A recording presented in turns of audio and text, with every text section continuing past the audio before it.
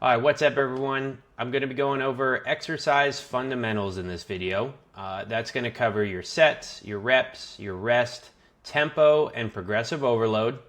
I'm going to be going over kind of the basic science of each one of them, and some of it is going to be very simple. A little bit of it, like the tempo and progressive overload, you might want to take some notes on so you can remember it. But I am going to give you as much information as I can in its simplest form so that if you're working with me, you understand kind of why I do things the way I do, and to help you get so much more out of than just going through the motions and following the plan or the program. You're going to understand why we're doing certain things, and you'll get so much more out of the exercise because you're going to understand kind of the stimulus that we're trying to create and the adaptation and the change we're trying to make in our body based on the reps we use and the sets and maybe even the tempo. So like I said, it might be a lot of information, but I'm really going to give you its simplest form of what you need to know to understand it and get the most out of exercise. So with that, let's get into it. So first, we're going to go sets and reps. And sets are simply the number of times we perform an exercise. So if you look over here, this is the app I use. If you're working with me, you'll be very familiar with this. We have up here our exercise, the barbell squat. And we're going to be doing 4 total sets of this exercise. Set 1, 2, 3, and 4. And then reps are the number of times we combine an eccentric, which is the stretching of a muscle, and the concentric, which is the contraction of a muscle. An example would be performing a squat. So you see here, squat. For me right here, I'm doing a submaximal to maximal effort level. We'll get into that. But you see right here, we're doing 1 to 3 reps. And so if I show you right here, I'm just going to bring up a video. This is me doing a squat. That's the eccentric, the stretching, and the concentric, the contraction. That would constitute 1 rep. And if I did, let's say I did 2 reps total, right there, boom, that would constitute a set. So very simple. I just want to make sure you guys understand that. Okay, so the combination of sets times reps equals volume. And the more volume we perform, the less intensity our body can produce. Resistance contributes to the intensity of an exercise as well. So, right here you see this graph. We have volume, and as it goes out, it comes down, and intensity, as it goes out, it goes up. What this basically means is that the more volume we do, the less intensity we can produce. And so if we look over here, we have, this is my workout for the day. You see right here, I'm doing 3 reps. I did 3 reps with 325, 3 reps with 335, and then 1 maximal effort lift of 365 pounds. This is going to be an incredibly high demand or intensity on my muscle and my nervous system. So if you guys are in these rep ranges with a very high resistance or weight, it's going to be a lot of intensity. And so there's no way I could sit here and do an entire workout of that much resistance and that high of an intensity without just fatiguing out. I would just get weaker and weaker and weaker as the sets went on.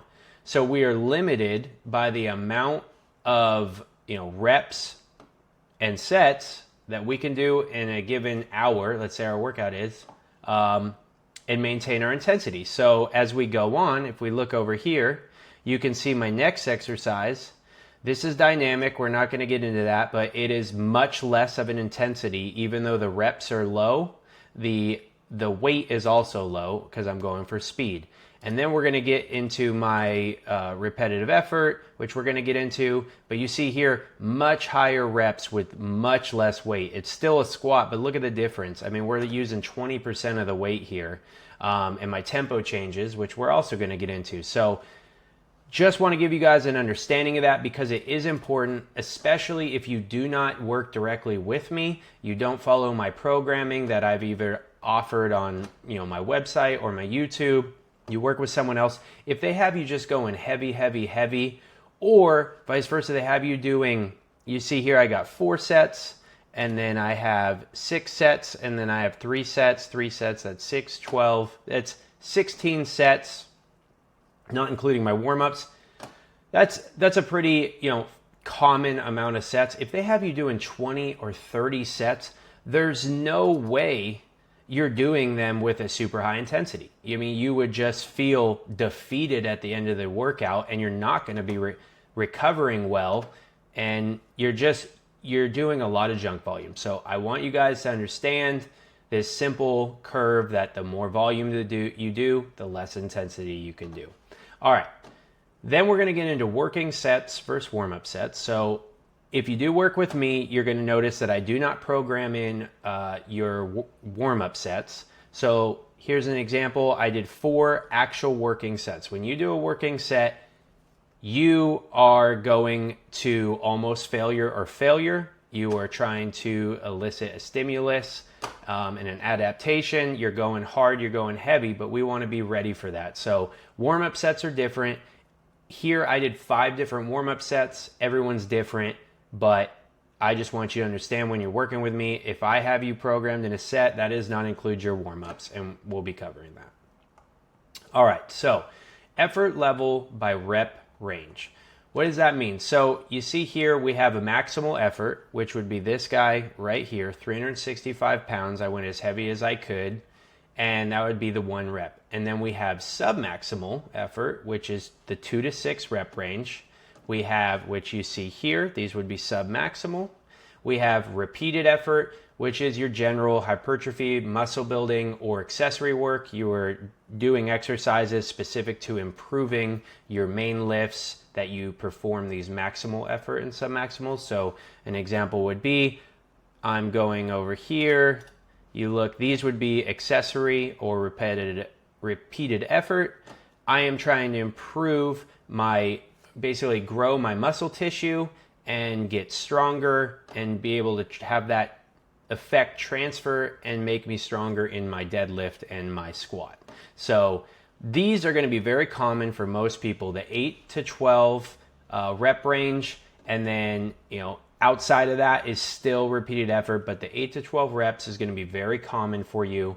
And we're going to get into kind of how in these different forms of rep range, what you're trying to do with your tempo and your effort levels. So, and then we have endurance here, which is basically 12 to 15 plus reps. You're working on your muscular endurance, and that can help a lot of things as well, but we're not going to go too crazy into that. All right, let's get into your rest. So rest is one of the most overlooked metrics when practicing progressive overload. We're going to get into progressive overload soon, but all you need to know now is it's just improving over time. Right here, this doesn't matter too much. I have it and we'll cover it briefly, but right now, what I want to get into is what rest does for us and the most important part for you to understand. So right here we have recovery time. These are different rest intervals. And then we have the percentage of ATP replenished. This is basically just overall energy is how we're going to look at it for the sake of this video.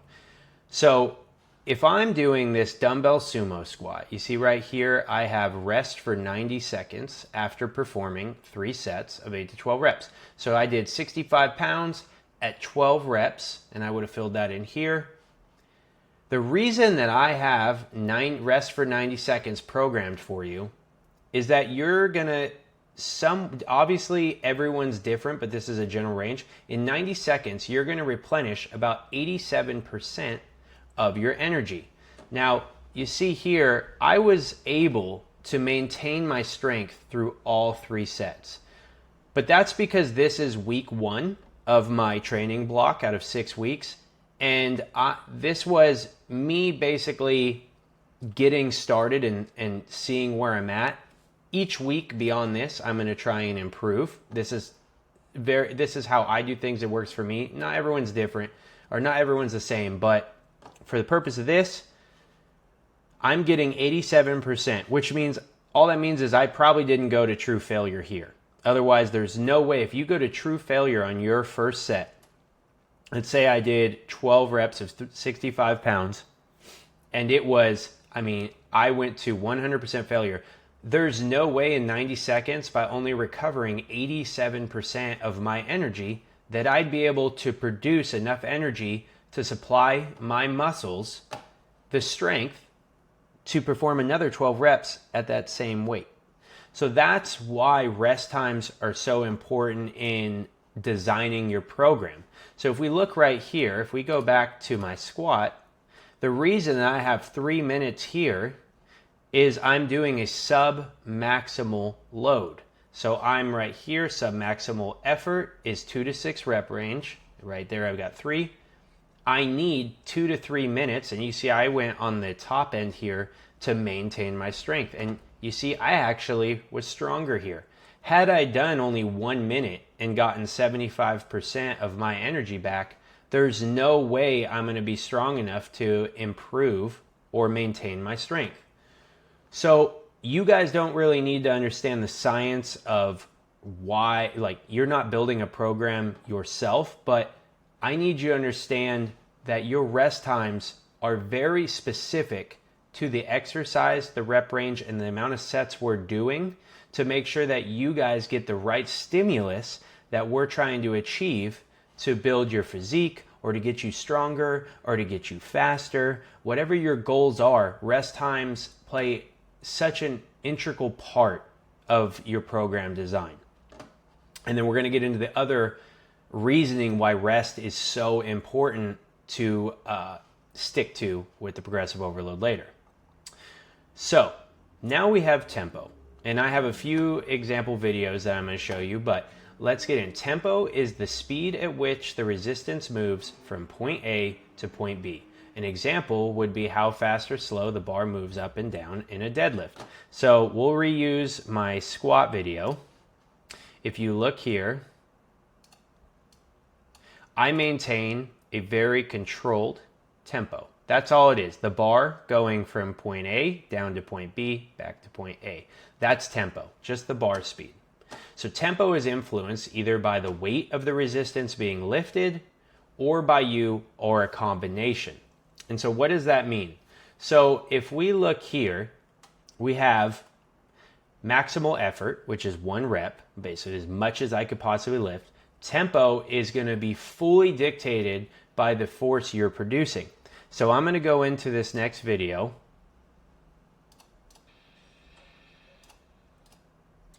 And we're going to be looking at, this is, you know him as the Mountain from Game of Thrones. This is a world record, one of the strongest men in the world. Because this resistance is so heavy, he's going to be limited on speed. He's going as fast as he possibly can, but it's going to look fairly slow. So we're going to wait, getting all ready.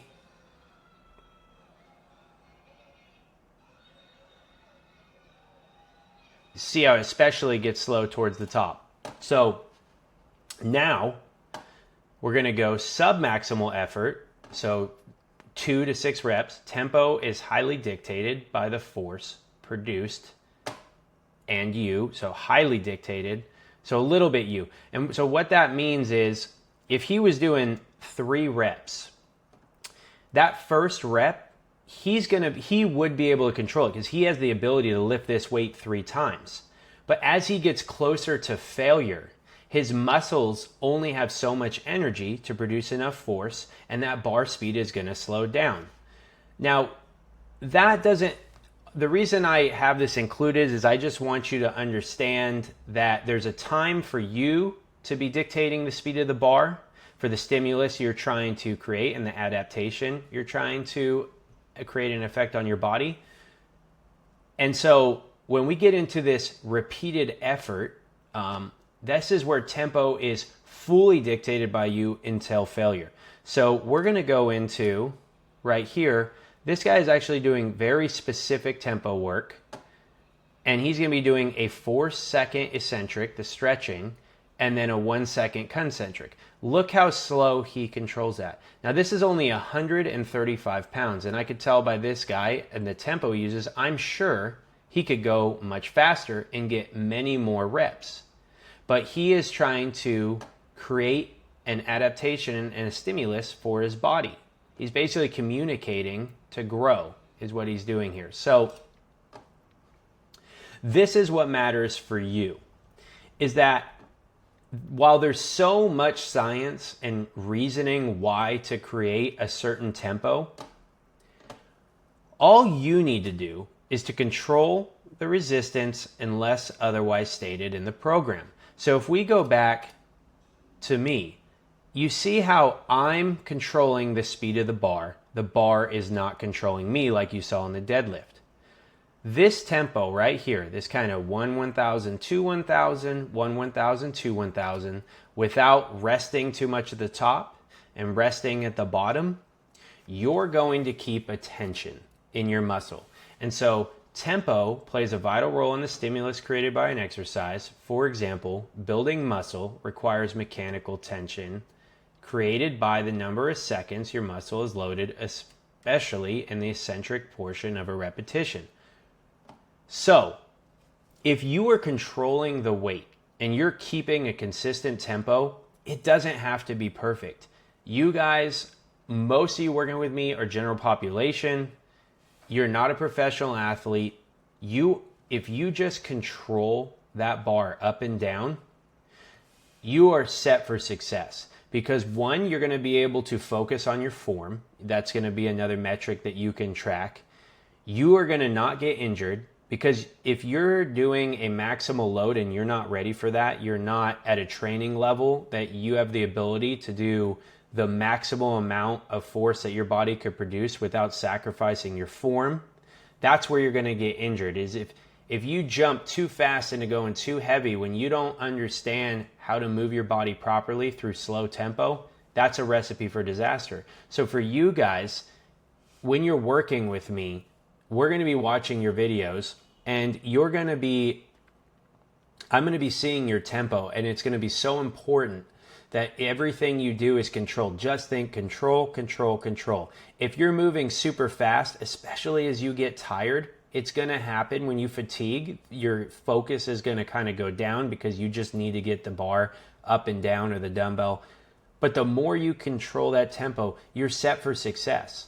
So all you need to do is control the resistance unless otherwise stated, and that would be like dynamic work or something like that, which is for another video. But that's everything with tempo that you need to understand. And now we're going to move kind of putting it all together with progressive overload. All right, so right here, progressive overload is the most important method in any area of growth and progress, only behind consistency. So obviously consistency, it's number one. I could give you the perfect workout plan, and if you're missing days, skipping workouts, all the science in the world's not going to help you, because if a plan's not followed, it has no structure. It's not going to work the way it's designed. So consistency, obviously number one. But every other thing, every type of growth you could think of utilizes progressive overload. So if you can practice it in its simplest form in strength training, where it's just numbers most of the time, it's really going to give you a advantage in everything else you're trying to grow in. I mean, you could use this for reading, for example. I want to get 10 pages a day, and then the next week I was consistent and I succeeded. I'm going to move to 11, to 12, to 13. So progressive overload is a great tool for growth in all aspects of life. All right, progressive overload, as it pertains to strength training, is simply performing more weight, reps, sets, or resting less between sets in most cases. So if we look here, I did 3 for 315 pounds, 3 for 325, 3 for 335. The next week, all I'm trying to do is improve upon that to the best of my ability. You're not always going to be stronger, and that's okay. But for the sake of this video and understanding progressive overload, most of what it is either performing more sets. So I could maintain the same amount of weight, but if I did one more set, I lifted more volume, which is just the amount of sets times the reps we did with the same resistance. So other forms of progressive overload, often neglected due to ego, are using more range of motion, a slower tempo, control, like we talked about tempo, and improved form. So a lot of people get so caught up in, I want to be stronger, I want to be stronger, I want to see progress. Progress is an incredible motivator. If we keep progressing, we're going to enjoy this process and we're going to want to continue. The problem is our ego will get in the way, and when we know that we shouldn't be lifting heavier because our form is starting to sacrifice, a lot of people you'll see in a bench press, for example, they might just start dropping the bar to save energy to their chest and then bouncing it and exploding off that. While that, if it's a maximal effort where the bar is going to be, the speed is dictated by your force produced, you can't even cheat if you wanted to, because you're only going to go as fast as your body will allow. But as we get into like our medium repetitions, we're going repetitive effort, 12 reps here. This is where it's extremely important that we keep our form the same. And so, the main thing is that when you start going heavier and heavier and heavier, if you are not getting as much range of motion, basically like you start doing half reps because you're so hell-bent on getting stronger, you're just doing yourself a disservice. And if you see here, we have all variables need to be the same. This is where the overlooked rest intervals come into play. So I have here dumbbell sumo squat. I have 90-second rest. 12 by 65, 12 by 65, 12 by 65. Let's say you really want to get stronger and you want to go up in weight the next week. And you did really good on your first week. You used the timer, you rested 90 seconds. If the next week you don't use the rest interval of 90 seconds, let's say you weren't paying attention because you were on Instagram or you talking to someone in between sets, and you end up resting 2 minutes, and then you end up lifting 3 extra reps, and you think you got that much stronger. The reality is you just recovered more of your energy. You see here, 90 seconds requires about it replenishes about 87% of your energy back. But if you rested 3 minutes, you're going from 87% to 98.5%.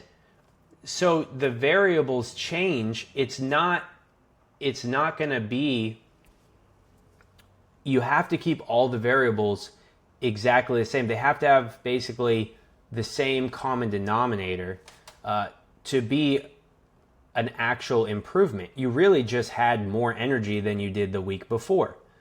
So that's where rest times are so valuable, is one, the amount of energy that you have, or fatigue I should say, changes your body's response to the stimulus you create. So if you're trying to build muscle and you're doing the 8 to 12 reps, but you're not resting the right amount of time, you're not going to create the stimulus that you're shooting for and the adaptation. So therefore, while it will still work, if you're consistent and you're lifting heavy and you're going to failure, you're always going to see great success with consistency and challenging yourself.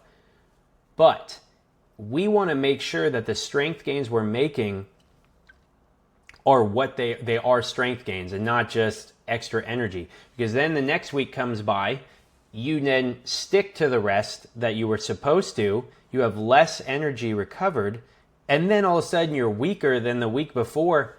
That's going to be a demotivator. It's not going to feel good to feel like you're getting weaker. So it's so important that we keep all these variables, all these metrics as close to the same as we can. Now, I understand things happen, people talk to us, we get distracted. As long as we're generally precise, we generally like 80% accuracy level, you guys are going to see great success. So here I have an example of progressive overload, and this is what it's going to kind of look like. So it is in kilograms, but pounds, kilograms, it's all the same. We have 10 reps of 80 kilograms And this is just your volume, but we can ignore this. Then he does set 2, same, set 3, the same. Here's your total volume, 2,400. The next week, he was able to do 11 reps on the first set and then maintain 10 and 10. So he got a little more volume. And then the next week, he progressed he got 11 for 80, 11 for 80, and then 10. So very, very small progression. Depending where you are on your training journey and your training level, if you're a beginner, you're going to see very fast improvements in your strength. But that's not necessarily that you're building a bunch of muscle. It's just that your body's ability to basically learn how to use itself. So your brain's ability to connect to the muscle and send signals, and it's basically practice of a movement pattern that you're improving, not so much strength. And that's a good thing too. All right, let me just show you a graph. This will make it a little simpler. So this is standard kind of what progressive overload would look like. You have 4 sets of 8 to 12 reps. So week 1, I would do 12 reps with 50 pounds. I got 12 reps with 50 pounds.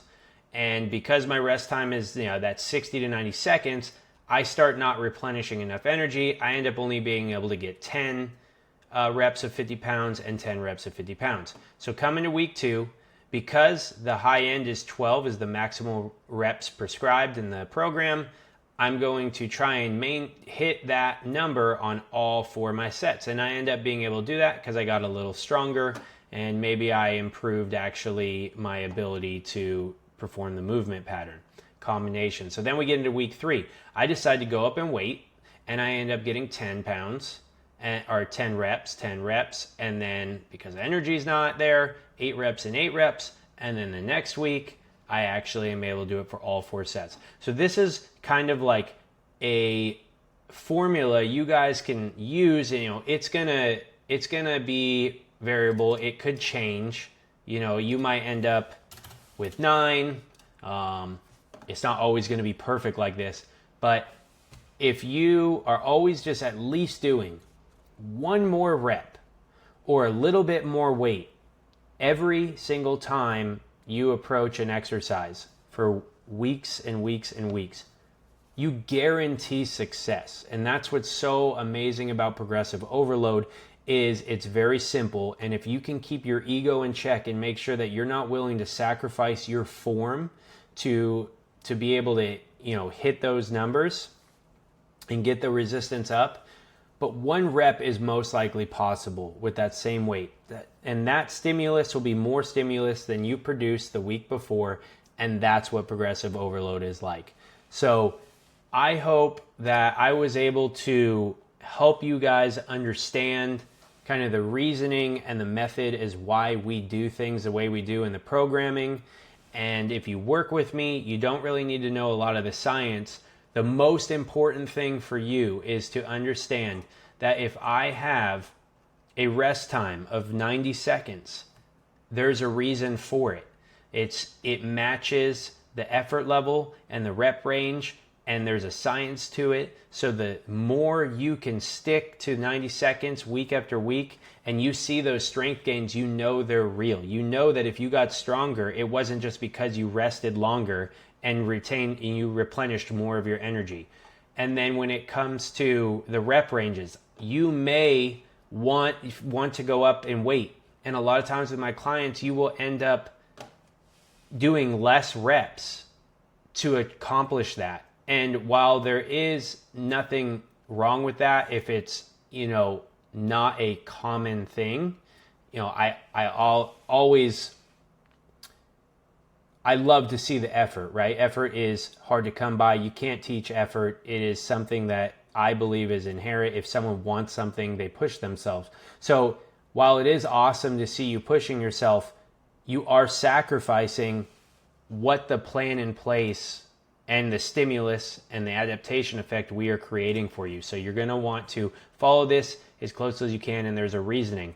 And then when it comes to tempo, none of this is too important for you. I just wanted you to understand kind of the basics of it and why the bars might move at the speed it does. If you can control it, if you can control the dumbbell and you can control the barbell or the machine, whatever you're choosing, and it looks like this, nice, slow, and controlled, you're going to see so much success in your lifts, and you follow the rest times and you follow the rep ranges. And for you guys who don't work with me, generally you're going to want to see these right here, somewhere around 2 to 6 reps. Some exercises maybe on the higher end depending on your training age, but the 7 to 15 reps, you're going to see a lot of success in strength and building tissue and having a great looking physique that's also strong. Obviously there's going to be cardio, and that's for another video, but for you guys, do not try and do too much. If you're following someone else's program and they have you doing 30 sets, you are just wasting time in the gym.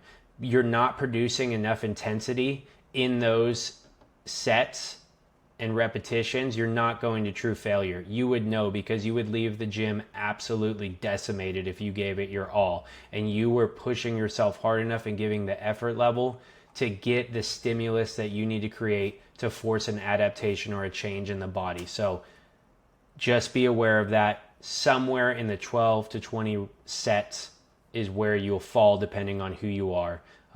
So I hope I covered everything and made it simplified enough and didn't take too much of your time, but this will go such a long way. Rewatch certain things. If you need to, come back to this, and good luck, everyone. Hope this helped.